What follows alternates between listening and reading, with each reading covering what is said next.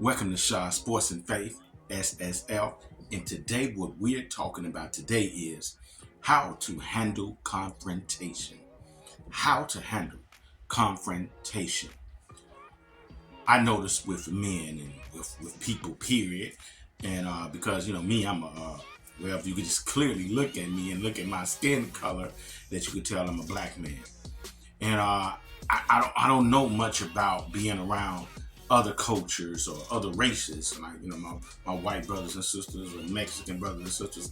I only know about being around people who look like me, the black race.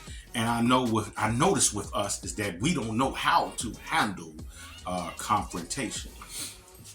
If a brother steps on your shoe or look at you wrong, and before you talk to the brother and try to reconcile with the brother or try to, see what's going on, we just ready to fight. What's up, man? I'm gonna knock you out.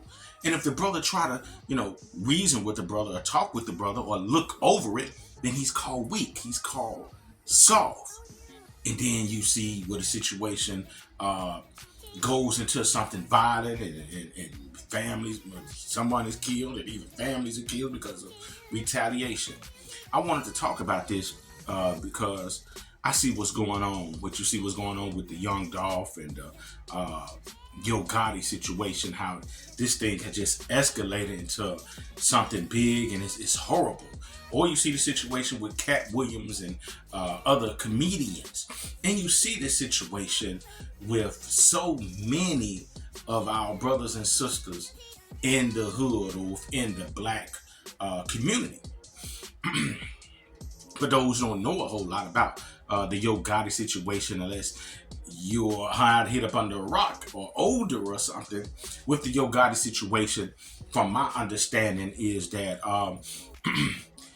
Yo Gotti wanted to sign Young Dolph. Young Dolph was a talented rapper coming up in the game, and both of these guys from Memphis, which is about an hour away from me, both are talented guys. I still listen to hip hop a little bit. I'm trying very hard to get away from it. I'm more so leaning towards gospel rap because the demonic spirit that's behind a lot of hip hop, and is definitely behind those guys who I'm mentioning. But Yo Gotti and Young Dolph. Yo Gotti has been, an upcoming rapper and one of the better rappers from Memphis. You had Young Dolph, who's coming up and wanting to get into the rap game. And, Yo Gotti seen him and wanted to sign him. But Young Dolph did not want to sign with Yo Gotti because he just wanted to do his own thing. And he also mentioned that he didn't like how Yo Gotti was down on his other artists, talking about they should be doing this, they lazy, so and so, etc. So he was like, no, I want to sign with, I don't want to sign with you, man, because I don't like how you down your other artists. You don't need to down your artists to get me to sign with you. So he left and then signed with him. So he said Yo Gotti started making the things hard on him, not allowing his records to be played or just saying, look, diss things about him. So he got tired of him some kind of way, met Yo Gotti's baby mother, slept with her.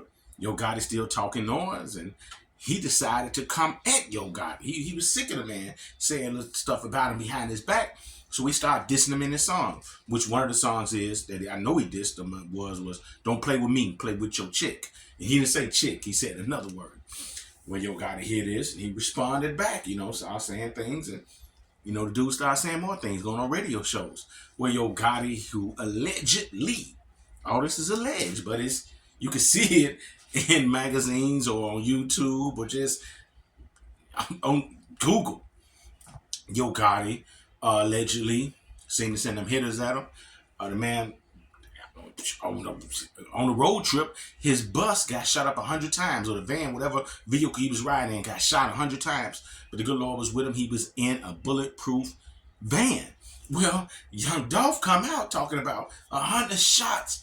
How the heck you miss 100 shots? Just coming back at Gotti. And Gotti probably like, how the heck did you miss 100 shots? This dude's supposed to be gone. So he meet him somewhere in Los Angeles. They get into it. Dolph gets shots again. Good Lord was with him. He come out of it. Still talking about Gotti. Still talking about it like a dog. But Gotti got other guys on his team who's affiliated with him, tough with him, and they started coming at Young Dolph. One of them being Black Youngster. He made a song, I know, Birthday, talking about dissing him bad, talking about Do you want to die on your birthday? Do you want to be on a shirtless nigga? I mean, just dissing them bad. This is dogging them out bad. And young Dolph still doing his little thing. Gotti's still dissing a little bit, talking about we don't do no talking, we just shoot our targets. And unfortunately, young Dolph died.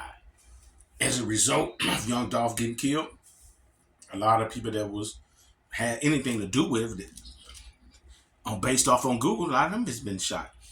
Lately, a couple weeks ago or a week ago, young Yo Gotti's brother was killed as a retaliation for young Dolph. Rumor has it, allegedly, is that Yo Gotti's brother put up money to get young Dolph killed. So at attending the funeral, he was killed. But I felt like this situation, which gets to what I'm talking about in this video, how to handle confrontation. If we was just men, if we would just follow Christ, live for God, because that's what we were created to do. We was created to live for God. We was created to praise and worship Him. As a result of praising and worshiping Him for the rest of our lives, He will give us abundant life of peace, joy, taking care of all our needs. And if we put Him first, and we truly live for Him, a few desires of our hearts. And then when we die, in that dying hour, we will lift our heads in paradise. That's what God promised us. And also, God called us to be the head. So we need to be living for God as God lead us, as we lead our families, getting married, raising our children. And this world will be such a better place because we are called to be the head. But as the head, we're so far away from God. And when the head is messed up, the whole world is messed up. That's why you get the situation, the drama within the hood. That's why you get the situation with children going astray and thugging and on drugs and teenage pregnancies and girls becoming what the world, society calls them whores, or men becoming whores. That's why society is so messed up, because men are so far away from God and so far away from God, what God called us to be. But if we were following and living for God, we would know how to handle confrontation.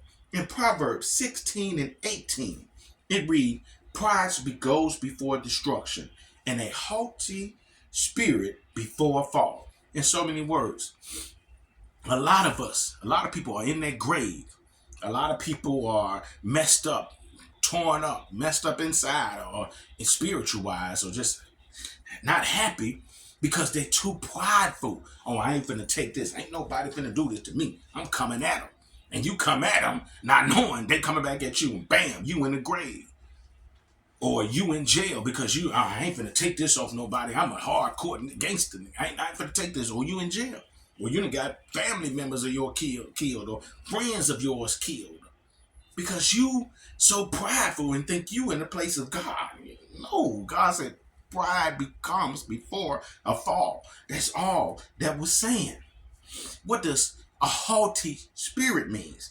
A haughty spirit is blatantly and disdainfully proud, having or showing an attitude of superiority and contempt for people or things perceived to be inferior. You think you man, you think you are all of this. What does humble mean? What it means to be humble, because if you're following God, God requires you to be humble, men. Humble, brothers. That don't mean less confident, but knowing you're nothing without God. Knowing you ain't no better than nobody else. Yes, you are royalty through Christ, but you ain't nothing, no more than nobody else. But be confident, but also definitely humble. Humble, what it means to be humble is modest or meek in spirit or manner. Not proud or bold, but humble. Looking at yourself, can't count yourself low in rank or status, not thinking you all high up there. That's what it means to be humble. Luke 14 and 11 reads, for all those who exalt themselves will be humbled, and those who humble themselves will be exalted. For those who walking around, man, I'm this and I'm that, man, ain't nobody on my level. The good Lord said, oh yes, is that right? Ain't nobody on your level. Okay, let me take away your money. Let me take away your ride. Let me take away that house. Let me take away that position. Man, you're going to be down to there, and all of a sudden you're going to be humbled in.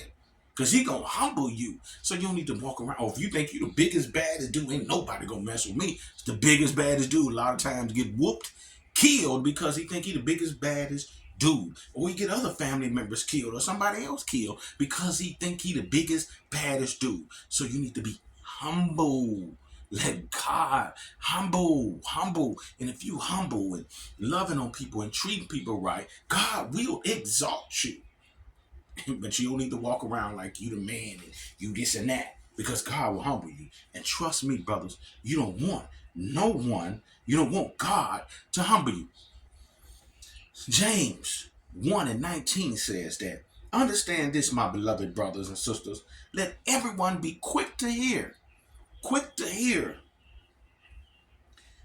be a thoughtful listener, slow to speak. You need to be quick to hear. Listen to what somebody's saying and how they saying it. Okay. Then next, slow to speak. Okay, hold on. Now, I ain't going to be quick to say what the first thing is on my mind, because if you say what's on your mind the first time, the Bible says life and death is in the power of the tongue. So if you say the wrong thing, you could be speaking death upon you. But you could speak life. You have to think about what you're saying before you say something. Listen, and then think about it before you speak. And then the Bible says, after you think about it, be slow to anger. So if a brother saying something negative about you and dogging you out, criticizing you, you think about it. You're like, oh, let me listen to this. Let me listen to this again. Is he truly saying this? Is he truly saying what I think he's saying? Okay, let me think about how I'm going to say this. Now, do I need to come back and dog him out, criticize him? The Bible says a soft answer turns away wrath. In so many words, if a brother coming at you with hate, you coming back at him in love. You come back at him, I don't know what's going on with the brother. Maybe me and him need to talk. I love the brother. I hope everything works out for him. I'm praying for him. So you need to be quick to listen and slow to speak. You think about what you're going to say before you say it. Just constantly thinking. You go in prayer, Lord, excuse me, what I need to say, how I need to respond, what I need to do. Lord, fix this situation. And then, again, come back with a soft answer in loving way. And the Bible says also to be slow to anger, because if you quick to anger, you could cause what you see going on with your Gotti when all his family members is killed because he listened to what this guy had to say. He didn't like what this guy had to say. His pride was up. Man, I'm a hood. I'm a gangster, nigga. I'm coming back at him. And he go to shooting him because he said something about him. He even said something about being with his child's mother. A woman that he was supposedly, if you listen to a song, he was cheating on her as well. But because she going and cheating, man, they going out, they can be doing something with this woman, that woman, but if a woman go and do it to them, they feel away, and he has to get some get back when he could either just move on with his life, found him somebody else, because there's always another woman. Like, if you listen to a song with Gucci Man, and I want to say Mariah Carey, I'm not sure, he said, girls are like buses. Miss one, next 15, one coming. I know I'm not trying to get away from it, but it's the truth. It's women that hurt me bad, but I'd have found another one. They might hurt me. I found another one. I'd have found another. Same with a woman. A woman that found another man. I found another one. You'll find another one if you take your time and you pray and ask God to show you. But don't go and try to fight and kill. Get yourself risking your life here on earth free and end up in jail, or end up getting killed or killing somebody else. It ain't worth it. But God, he let his pride get to the best of him. He wasn't listening and quick. He was quick to speak and quick to react. He was quick to anger. He didn't practice none of this, but I'm teaching you ways on things we need to practice. Colossians 3:13. We need to be forgiven, brothers. We need to be forgiven. That's all this talking about is bearing graciously with one another and willing to forgive each other. If one has a complaint against another, just as the Lord has forgiven, you should also forgive. So if your brother say something you don't like, what the world? What did he say? Did his brother just say that? What? Nah, I ain't gonna be quick to speak. Lord, got me what to say. Tell me what to say, how to say it. Then be slow to anger. Now, I ain't gonna anger. Also, I'm gonna come back with a soft answer to turn away wrath. That's how you think. And I'm gonna forgive this brother, even if he ain't asked for it. I'm gonna forgive him. Now, the streets ain't gonna fool me into reacting to him. Get myself locked up, getting killed, or getting a whole bunch of other folks killed. No. No. I'm going to listen to Jesus because Christ is over man. Man is foolish. Man, a lot of man is led by the devil. The Bible says, wide is the path towards destruction, but narrow is the path towards salvation. I'm not listening to man to get myself messed up. I'm going to listen to God. Then I'm going to go to Matthew 18, 15 to 20. Matthew chapter 18, verses 15 through 20. Let me see how I'm going to come back and handle this confrontation. How I'm going to come at my brother. Matthew 18, 15 through 20. Matthew chapter 18, 15 through 20 reads, if your brother sins, go and show him his fault in private. If he listens and pay attention to you, you have won back your brother.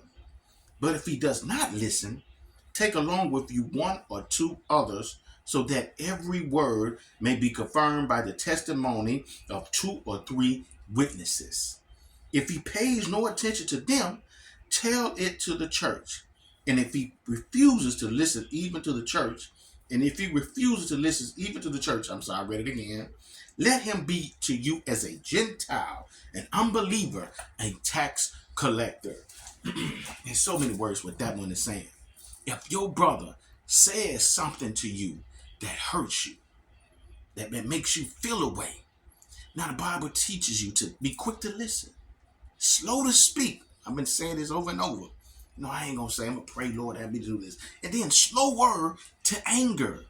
You need to be forgiving. You need to be loving. And even if you do speak, a soft answer turns away wrath, something in loving, something that's encouraging. But I'm not gonna react in a negative way. Now let me go to my brother and talk to him. Let me go talk to him, brother. I'm just saying, yo, God, brother, why would you, what did I did to you? What did I say to you? Why do you feel like, I done this to you? I hurt you. Why? Maybe I didn't sign you. Brother, why would you say you slept with my child's mother? Or you did this? Why would you do this, brother? Brother, I ain't like that. That wasn't cool, brother. I wouldn't do that to you. And if he go rah, brother, come on, brother. I'm not trying to argue. I'm not trying to fight. The Bible said, leave at peace with all men. Do everything you can to establish peace with all men, with any brother. Do everything you can to establish peace. And if he's still talking, you go get a witness. Okay, brother, I'm gonna bring a not biased person in your group and a not biased person in my group that's both trying to see us reconciled. That's both trying to see us come back together in love. And we're going to talk this matter. I'm going to let both of them hear it. And we're going to try to work this thing out.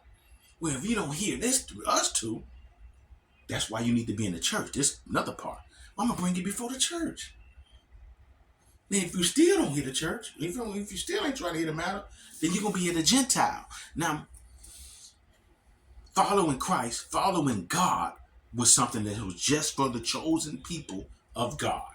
Now, I believe, my mother believed, and following the Bible, Deuteronomy 28, and follow the Bible, that a lot of those Israelites, those people were us. Them Hebrew brothers were us, people that looked like you and I. So the Bible was for us. When you read the Bible, you read it about your people. Those people were us. But God, when Jesus came on the scene, he came to save us. But a lot of us turned our back on him. His people turned his back on him, so he offered it to the Gentiles, people that wasn't a part of the chosen people of God. Before, the Gentiles was exiled from the belief. So he's like, let him be a Gentile, somebody that's not of us. A tax collector was somebody in the streets of the world. Don't have nothing to do, no dwellings with him, basically. Don't have nothing to do with him. Don't deal with him at all. But still live at peace, still in love. Everything you can, try your best to establish peace with this brother. Somebody bring that stuff to you, man, I ain't got nothing to talk about that. God bless that brother. Hope everything go well. Man, somebody come in. He said this. Hey, brother. Somebody, man, hey, brother. Hey, you dump that stuff out. Because if people ain't seeing you listening and ain't seeing you hearing, then they going to leave you alone, man. They going to get, man, I can't get to that, brother. That's how you handle confrontation. You do everything you can to establish peace. Now, if they keep coming at you and they coming at you in a violent way, but you got to protect yourself, I believe God allows you to protect yourself.